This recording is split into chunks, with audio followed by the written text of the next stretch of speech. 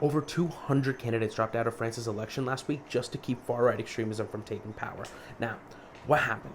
Basically, after the first round of elections, the center and the left-wing parties realized that it was all but certainty that the right wing was going to win if they didn't do something. And this was because the center and the left were eating up each other's votes. So they decided to form a coalition. They said, basically, we don't agree on policy, we don't agree on what direction France needs to take, but at the end of the day, we agree on the fact that the right-wing extremists will be worse, so we cannot let them get into power. They formed a coalition around that idea and won, and now they're duking out their differences. They're figuring out how they're going to govern, but they're doing that after they kept extremism at bay. And France is not alone. In the UK, the Labour Party had one of their biggest victories ever, not because Labour is necessarily popular on the issues, but because they knew they had to keep the Conservatives, the Tories, they had to get them out of office.